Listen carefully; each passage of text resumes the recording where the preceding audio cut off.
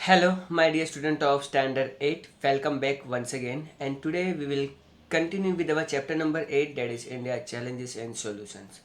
Friends, in our first part we had discussed about so many problems of India, like the population, okay?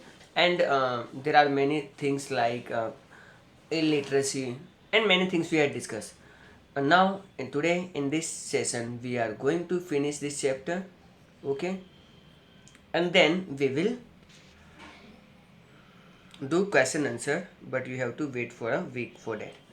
So corruption क्या होता है? Corruption, so in simple language if I say, अपने power का misuse करना, okay? To misuse your own power, illegal earning करना and all that. Now corruption is in simple terms means lack of integrity और honesty. जो corruption कौन करता है? जो इंसान ऑनेस्ट नहीं है, ठीक है, जो ईमानदार नहीं है. Use of his position of trust for dishonest gain. Okay, से फॉर एग्जांपल आप लोगों ने देखा होगा कि हम लोग व्हीकल लेके जा रहे हैं, बट पुलिस वाले कह रहे हैं कि 2000 का फाइन लगेगा ऑन डॉक्यूमेंट, लेकिन हम लोग क्या करते हैं, वो लोग बोला 2000 नहीं पे करना है तो 200 रुपीज़ तो और जाओ. मीन्स वो क्या कर रहे हैं, वो 2000 रुपीज़ तो गवर्नमेंट के अकाउंट में जाना था, लेकिन वो लोग क्या करते हैं, उसका कोई बिल नहीं देते हैं और वो पैसे अपनी जेब में रख लेते हैं. ओके, सो इस तरह से वो अपने पावर का मिसयूज़ करते हैं. It means dishonest behaviour by those in position of power. जिनके पास थोड़ा पावर्स होते हैं वो अपने पावर का मिसयूज़ करते हैं. Such a manager of the government officers. Okay, तो यूजुअली ये मैनेजर्स होते हैं और गवर्नमेंट के ऑफिसर्स होते हैं. Corruption can include giving and accepting bribes in or inappropriate gifts, double dealing, under the table transaction. ऐसे ट्रांजेक्शन टेबल के नीचे से ही होते हैं. Manipulating election, diverting funds, laundering money, defrauding investors. Corruption has become a major issue that hinder the development of a nation. तो corruption में क्या क्या आता है? करप्शन में आता है इनअप्रोप्रिएट गिफ्ट, ठीक है. से फॉर एग्जांपल एक बंदा है, उसकी फ़ाइल मेरे पास है. अब मैं उसको फ़ाइल क्लियर करने के लिए कहूँगा कि भाई मुझे कुछ दो तो मैं अपना आगे काम करूँ, तो आपको मतलब पे करना पड़ता है. कई बार क्या होता है, वो आपसे गिफ्ट मांगते हैं डायरेक्ट कि मेरी वाइफ की एक डायमंड का नेकलेस लेना है, आप गिफ्ट कर दो तो आपका काम हो जाएगा. Something like this. Okay, double dealing यानी दोनों तरफ से कमाना. अंडर द टेबल ट्रांजेक्शन तो मुझे समझाने की ज़रूरत ही नहीं है. इलेक्शन में भी कई बार चीटिंग होती है, अब तो नहीं होती है, बट आज से 20 ईयर्स पहले हुआ करती थी. Diverting fund. ओके, से फॉर एग्जांपल अभी एक केस आया था जिसमें एक यूजुअली एक स्कूल था जहाँ पर यूजुअली बच्चों की स्कॉलरशिप के लिए उन लोगों ने अप्लाई किया था. एंड डेट्स उन लोगों ने क्या किया था, पेरेंट्स से पहले ही बात करके रखी थी कि आपको इतना पैसा आएगा, उसमें से आपको हमको इतना देना पड़ेगा. मीन्स गवर्नमेंट चाहे कितना भी डिजिटलाइज कर ले, लेकिन करप्शन करने वाले करप्शन कर ही लेते हैं. ओके, इसका बस एक ही सोल्यूशन है कि हम लोग थोड़े एजुकेटेड हो जाएं और इनके खिलाफ कुछ एक्शन भी होना चाहिए. क्या कर सकते हैं अभी हम लोग आगे देखेंगे, ठीक है. मनी लॉन्ड्रिंग करते हैं, ठीक है. Money laundering means usually tax से बचने के तरीके होते हैं, है ना, एंड ऑल दैट. करप्शन क्या होता है, हमारे देश के डेवलपमेंट के लिए बहुत ख़राब है, क्योंकि करप्शन से क्या होता है, मार्केट में ज़्यादा पैसा सर्कुलेट होता है और ज़्यादा पैसा सर्कुलेट होने से महंगाई बढ़ती है. ओके, इन्फ्लेशन हमने फर्स्ट पार्ट में पढ़ा था ना, ऑल दैट. ना इफेक्ट ऑफ करप्शंस. करप्शन ज़्यादा बढ़ने से क्या क्या होता है. Now corruption leads to the following ill effects on society. तो करप्शन के वजह से हमारे समाज पे ये सब बुरे इम्पैक्ट देखने को मिलते हैं. Violation of the human rights. Okay, human rights का वायलेशन होता है ना. ऐसा let me give an example. अब एक बंदा है, उसको जॉब करनी है, गवर्नमेंट जॉब, लेकिन वो इतना पढ़ रहा है, मेहनत कर रहा है, लेकिन ऑन द अदर साइड एक बंदा आया, उसने गवर्नमेंट के ऑफिसर्स को पैसे खिलाए, है ना, इलीगल ट्रांजेक्शन किया और उनको बोला कि मेरा सिलेक्शन कर दो. तो ये क्या हुआ, जो इंसान जो ऑनेस्टली काम कर रहा है उसके ह्यूमन राइट के साथ तो वायलेशन ही हुआ ना. Hindrance to the development of a nation. इससे देश का जो डेवलपमेंट है वो अफेक्ट करता है. डिट्रॉयसन ऑफ द मोरल वैल्यूज, लोगों का सच्चाई, ईमानदारी, इन सब बातों पे से विश्वास उठ जाता है। एंड इन्फ्लेशन, महंगाई तो बढ़ती है, आई टोल्ड यू, ज़्यादा मार्केट में पैसा आता है तो लोग कुछ भी मतलब फिर उनको कोई पैसे की टेंशन होती नहीं है, बहुत ज़्यादा पैसा स्पेंड करते हैं। Lack of trust in law, लोगों का गवर्नमेंट पे से, कानून व्यवस्था पे से विश्वास उठ जाता है अगर करप्शन ज़्यादा बढ़ जाता है तो। एंड बिलीव मी, अभी इंडिया का जो करप्शन रेट है वो 39% है, ओके, जो बहुत बुरा है। ऑफकोर्स इंडिया से ही बहुत करप्ट कंट्री है, लेकिन एशिया में इंडिया सबसे करप्ट कंट्री है ना। मीन्स ऐसा था कि फॉर एग्जांपल जब मैं ड्राइविंग लाइसेंस मैंने बनवाया तो यूजुअली मैंने व्हीकल का टेस्ट दिया, वहाँ पे उन लोगों ने 8 बनाना था, मतलब मुझे अपनी व्हीकल को यूँ घुमाना था कुछ, ठीक है। सो मैंने घुमाया और ओके कर दिया, लाइन में खड़ा रहा एंड ऑल डेट। पर कुछ लोगों को लाइन में खड़ा नहीं रहना है, वो लोग क्या करते हैं, एजेंट को फ़ोन करते हैं और एजेंट उनको 100-200 रुपीज़ ज़्यादा लेता है और उनको डायरेक्टली भेजता है। दैट मीन्स उनको लाइन में खड़ा नहीं रहना है, ओके। सो यही सब होता है, तो लोगों का कानून विश्वास पे से विश्वास उठ जाता है एंड ऑल डेट, है ना। ऑन द अदर हैंड मेरे भाई ने एजेंट को कुछ 1000 रुपीज़ एक्स्ट्रा दिए एंड उसका 4 व्हीलर का भी लाइसेंस बन गया। अब उसको ऑनेस्टली 4 व्हीलर चलाना नहीं आता है, ओके, बट तो भी उसके पास लाइसेंस तो है, ओके। मेरे पास सिर्फ 2 व्हीलर का लाइसेंस है, 4 व्हीलर का जब मुझे लगेगा आ जाएगी तब मैं अपडेट करवा दूंगा, ओके। सो लोगों का ट्रस्ट नहीं होता है कानून व्यवस्था पे। Encouragement to nepotism, nepotism means अपने परिवार के लोगों को ही आगे लाना, है ना, ये बॉलीवुड में बहुत ज़्यादा होता है। Slow human development and breach of faith, है ना, इंसानियत का कोई डेवलपमेंट नहीं होता है और एक तरह से देखने जाएं तो लोगों का विश्वास नहीं कर पाते, ठीक है, ऐसे ऐसे माहौल पे। नाउ मेजर्स, करप्शन को कंट्रोल करने के लिए हम लोग क्या मेजर्स लेंगे? Well, government has framed certain laws since 1988 to reduce the prevent corruption को कंट्रोल करने के लिए गवर्नमेंट ने 1998 से ही, मतलब 1988 से कानून बना दिया था। Anti corruption bureau has been formed in the year 1964 in it helps people in checking and controlling corruption. 1964 में एंटी करप्शन ब्यूरो इस्टेब्लिश किया गया था, जो मतलब चेक करेगा कि कितने ऑफिसर्स करप्शन कर रहे हैं और उनको कैसे रोका जाए। Collect the corruption related news from the newspaper and discuss it in the class, okay. So ये सब चीज़ें भी होती हैं। Find the address of anti corruption bureau in your district, anti corruption bureau का ऑफिस आपका कहाँ पर है, आपको वो दिखना है। और एंटी करप्शन से रिलेटेड जो भी चीज़ें आती हैं वो आपको वहाँ पर शो कर देखनी है, ओके। तो बहुत सारा बाकी है। Now message, accepting and offering bribe both are crime, है ना। आप किसी को करप्शन में पैसे दे रहे हो, ब्राइब दे रहे हो या ब्राइब ले रहे हो, दोनों ही क्राइम है। Know about the legal procedure to prevent corruption and bribery. देखो, अगर हम लोग अहमदाबाद की बात करें तो यहाँ पे आपको एड्रेस दिया गया है, director anti corruption bureau, bungalow number 17, Dafnala, Shahibag, Ahmedabad 380003, phone number 207922860341 की जगह आप 4243 भी लगा सकते हो। 3 लैंडलाइन नंबर अवेलेबल है। And if you want to contact on mobile number then 9099911055, okay. And आप चाहे तो यहाँ पे ईमेल भी कर सकते हो, cr/acb/hd@gujarat.gov.in, ओके। सो आप मेल भी कर सकते हो अगर आपको कोई करप्शन किसी के खिलाफ केस करना है तो। नाउ अनएम्प्लॉयमेंट समझाऊँ उससे पहले मैं आपको कुछ चीज़ें दिखा देना चाहता हूँ ताकि आपको थोड़ा सा क्लैरिटी अच्छे से आ जाए, okay. See, think to know and think about it. देखो, details available for the job, teacher for high school and primary, high school में और टीचरों की ज़रूरत है। वेल, कितने टीचरों की ज़रूरत है? 13,000। लेकिन उस जॉब को अप्लाई करने वाले लोग कितने हैं? 1,50,000।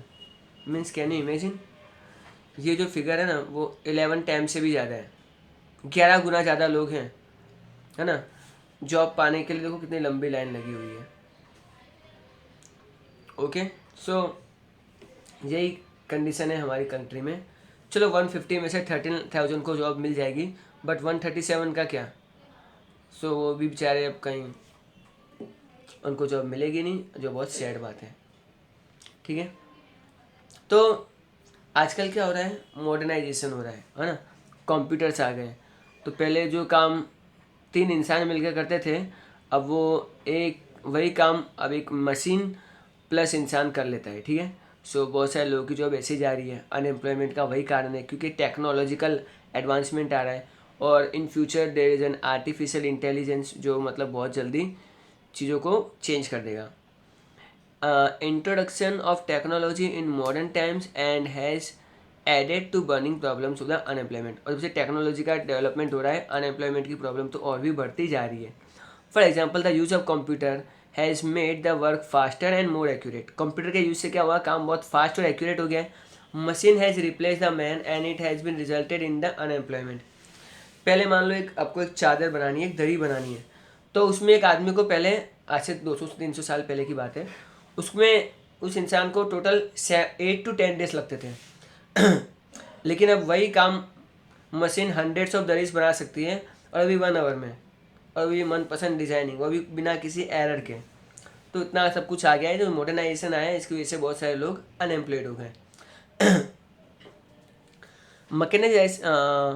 Mechanization of agriculture has left many agricultural laborers unemployed. Such laborers facing the tough time to earn their living migrate to city in search of work.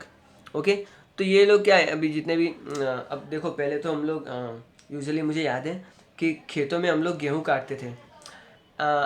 March last week और अप्रैल का 1st-2nd week में हम लोग गेहूँ काटने जाते थे, और टू बी ऑनेस्ट मैंने भी खुद पर्सनली काटे हुए हैं। बट अभी एक मशीन्स आ गई हैं, है ना। तो जो हम लोग गेहूँ 7 दिन में काटते थे ना, 6-7 दिन में, वो मशीन आती है और 2 आवर्स में काम फिनिश। ओके, तो 2 आवर्स में पूरा खेत हो जाता है। वो लोग पूरी मशीन काट देते हैं और वो गेहूँ निकाल के हमको दे देते हैं, और वो कुछ चार्ज करते हैं, वो तो ठीक है, वो तो उनका बनता भी है।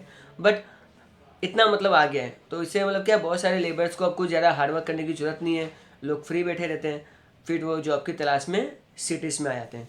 As a result rural areas disintegrated, अब गांव धीरे धीरे खाली होने लगे हैं। Education increase and expanded its horizon, but employment opportunity have not increase and yet at an unequal rate, and so the unemployment increase. ठीक है, अपॉर्चुनिटी बढ़ रही है, लोग पढ़े लिख रहे हैं, लेकिन उतनी जॉब जो है वो क्रिएट नहीं हो पा रही है।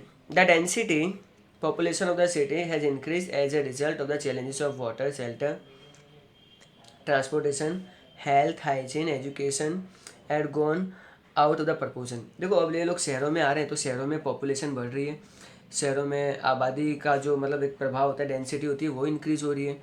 लोगों को यहाँ पे पीने के पानी की प्रॉब्लम हो रही है, लोगों को रहने के लिए प्रॉपर घर नहीं मिल रहे हैं। इवन ट्रांसपोर्टेशन में भी बहुत, याद है ना वो फर्स्ट पार्ट में मालव को मामा के गांव जाना था, लेकिन बस ओवर क्राउडेड थी, तो अब यही सब सीन हो रहे हैं। हेल्थ केयर, हाइजीन, एजुकेशन, सब कुछ मतलब बहुत ही अस्त व्यस्त हो गया है। Other challenges such as increase in dirty and congested slum, है ना। लोग झोपड़पट्टियों में रहते हैं क्योंकि उनके पास प्रॉपरली घर नहीं होता है, रहने के लिए पैसे ही नहीं होते हैं of course. The anti social activity like child labour, drug addiction, use of the alcohol, mental state etcetera are the by products of the growing urbanisation and unemployment. जब लोगों के पास काम वाम नहीं होता है ना, तो वो शहरों में रहते हैं, तो वो लोग गलत काम करते हैं। वो लोग बच्चों से काम करवाएंगे, ड्रग्स बेचेंगे एंड ऑल दैट, अल्कोहल पियेंगे अपना मेंटल स्ट्रेस कम करने के लिए। और ये मतलब अर्बनाइजेशन और अनएम्प्लॉयमेंट के बाई प्रोडक्ट्स हैं।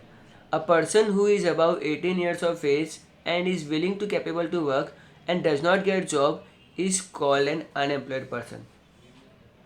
हर वो 18 साल से ऊपर का इंसान जो काम करने के लिए कैपेबल है, जिसका मतलब जिसके अंदर से विलिंग है कि मुझे काम करना है, पर तो भी उसको अगर जॉब नहीं मिलती है, इन डेट केस हम लोग कहेंगे कि वो पर्सन अनएम्प्लॉयड पर्सन है।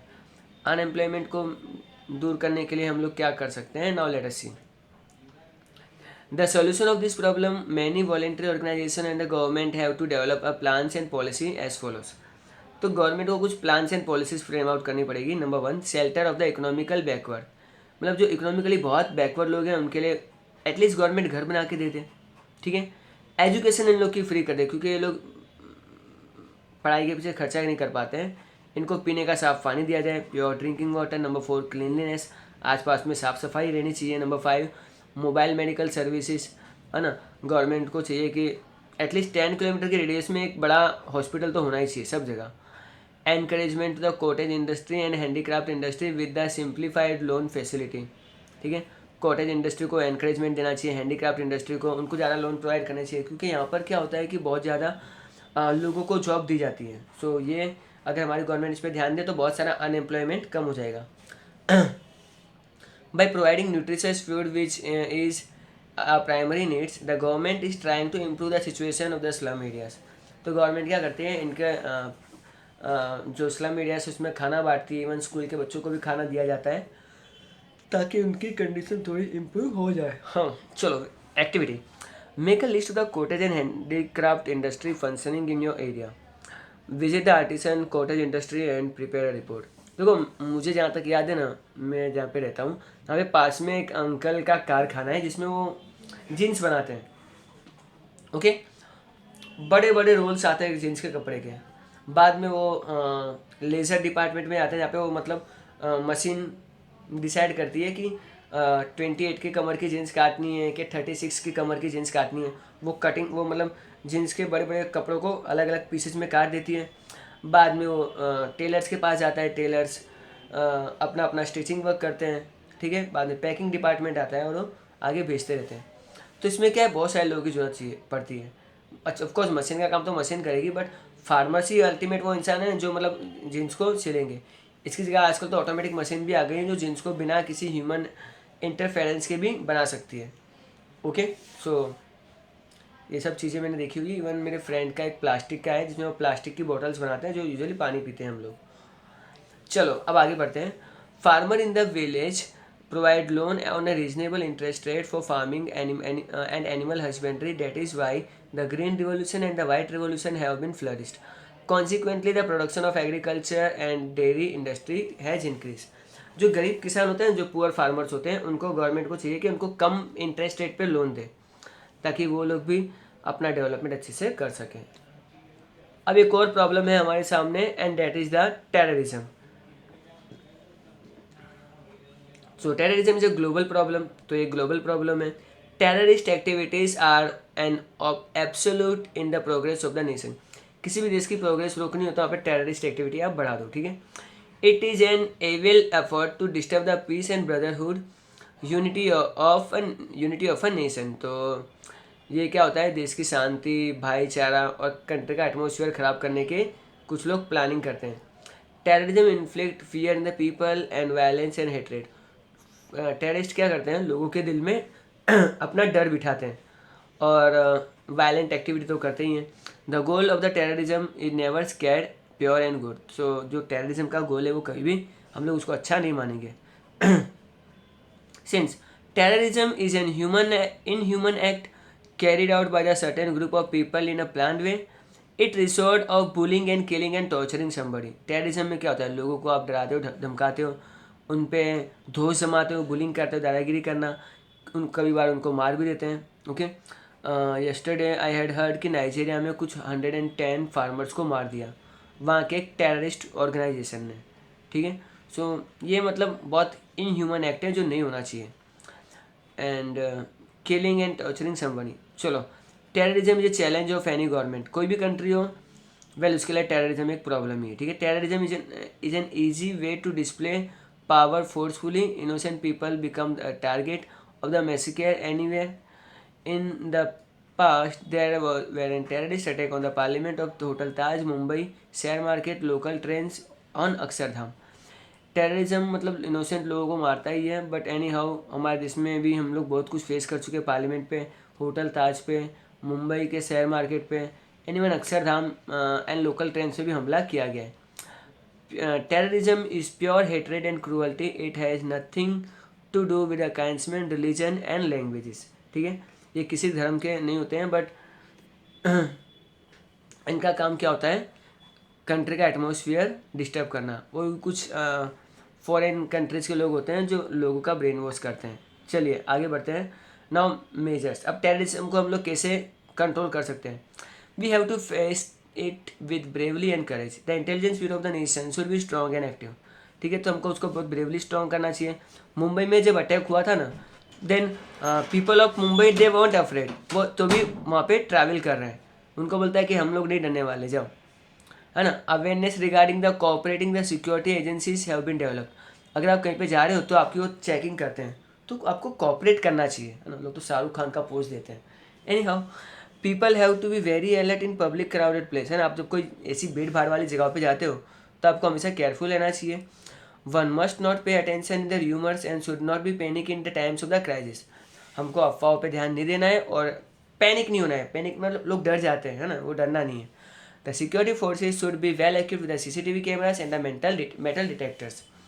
दिल्ली में एक बार समझौता एक्सप्रेस में ब्लास्ट हुआ था, उसके बाद गवर्नमेंट को रियलाइज़ हुआ कि सीसीटीवी कैमरा लगाना चाहिए। तो उन्होंने जो एंट्री पॉइंट और जो एग्जिट पॉइंट है ना, उधर अब सीसीटीवी कैमरा और कुछ स्कैनिंग वैनिंग भी रखी हुई है।